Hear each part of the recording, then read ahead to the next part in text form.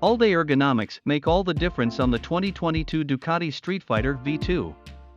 As much as I love supersport machines, their upright brethren outshine them when it comes to road sensibilities. The rider triangle leans into the sport realm, letting you stick your elbows out for a bit of fun, yet the ample handlebar props you up enough to keep weight off your wrists just so. Next up is a wider, flatter, and thicker 33.3-inch high saddle that is remarkably plush. Thanks to the narrow chassis, my boots reach terra firma easily.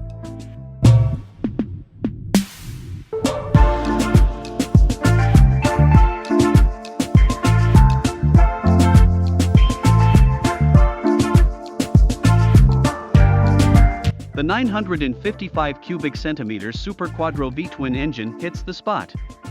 The Streetfighter V2's lively 153 horsepower at 10,750 RPM and 74.8 pound-feet of torque at 9,000 RPM are the kind of figures superbikes were churning out a few generations ago, striking a wonderful balance, always enough and never too much. A few minor low RPM V-twin shutters are shaken off not long after idle, and what's left is an engine that practically struts around town when trotting along below the 6K rev mark. Bring the RPM above that point, and the twin-cylinder mill spools up with vigor, delivering broad mid-range torque that is downright perfect for canyon curves.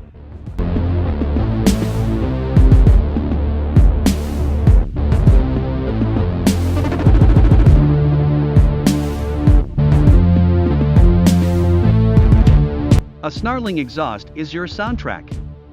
In stock trim, the Superquadro engine has a mighty pleasing roar and hits a crescendo when exploring the full breadth of the revs. As with any high-performance machine, some radiant heat is felt when muddling through traffic or idling on pit lane. In the case of the 2022 Ducati Streetfighter V2, it's most likely due to the rear header looping directly beneath the subframe.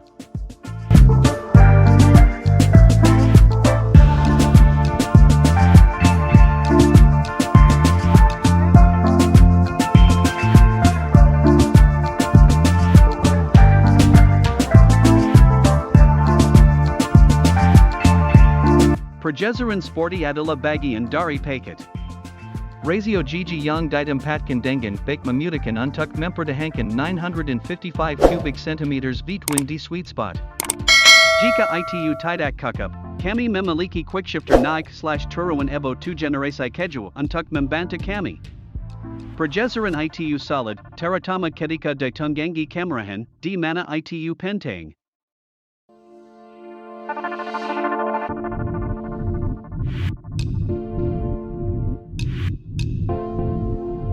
A full suite of top-tier electronics is standard. A 6-axis IMU informs a bevy of Panigale-derived rider aids, including 8-level cornering traction control, Evo 2, 3-level cornering ABS, 4-level wheelie control, 3 engine braking settings, and an up/down quickshifter, Evo 2. Despite the Streetfighter V2's street orientation, a fuel gauge is absent on the tidy 4.3-inch full-color TFT display, and there's no cruise control for those longer highway slogs. Sport, road, and wet riding modes change the SF style on a whim. Sport's full zoot, wake you up in the morning direct throttle response is athletic without becoming overbearing and pairs nicely with aggressive riding, as do the more relaxed default rider aids. It can become a hint choppy when you're being lackadaisical and letting the revs drop. Road is still a full power engine mode, but backs everything off for a more gentlemanly riding experience. Wet mode curbs peak horsepower to 110. Fully adjustable suspension rises to the rigors of the racetrack and remains compliant in the mean streets. The 43mm show a BPF fork and sack shock return with cushier road settings, resulting in a firm but fair ride on the street. The SF-V2 takes hits on the chin like a champ without transmitting much to the rider and keeps the monocoque chassis balanced. I explored the range of adjustment on tap at the track, mainly due to the shock being undersprung for my pizza appreciating 180+ pound frame.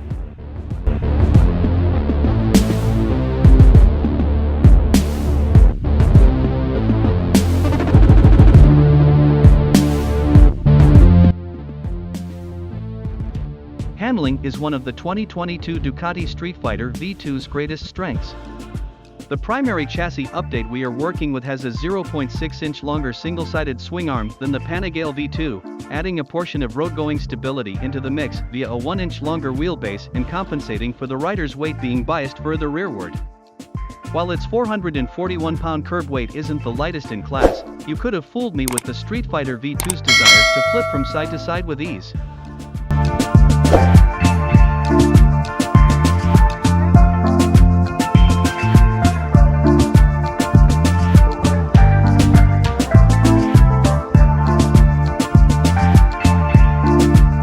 Pirelli Diablo Rosso IV tires are standard issue. In truth, we don't entirely need anything stickier than what the PDRIV offer for the street. These sensibly sporty tires provide a good grip on the road, and this multi-compound design offers impressive mileage. The Rosso IVs wouldn't shy away from a cheeky track day, although the Diablo Rosso for Corsa and Diablo Supercorsa SP are more suited for track day. We opted for the Pirelli Diablo Supercorsa SC3, formerly known as the Pirelli Track Day Tire, for our time at Buttonwillow. Having extra grip in your back pocket can never hurt, and the Supercorsa SC3 is a great option when out heading to the track. Part of the DOT Race Tire SC family, the Supercorsa SC3 is the firmest compound, with softer SC1 and SC2 race-oriented options available. Grip and feel are a noticeable improvement above even the sportiest street-focused rubber.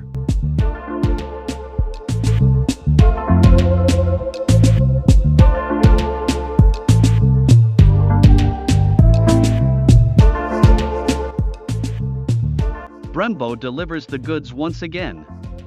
The tried-and-true 4-piston M4.32 calipers and 320mm rotors return for duty, with the only change in the choice of brake pad compound.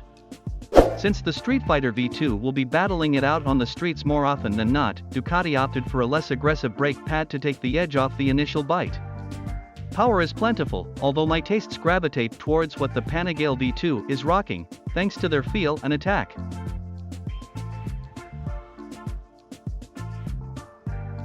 The 2022 Ducati Streetfighter V2 combines tech, power, and handling in a compelling package. We have the brawn of an energetic V-twin mill mated to a monocoque chassis capable of fancy footwork. That description alone makes it more user-friendly and versatile than many of its leader-class compatriots can claim, delivering a machine meeting the needs of intermediate and experienced riders alike in a wide variety of settings.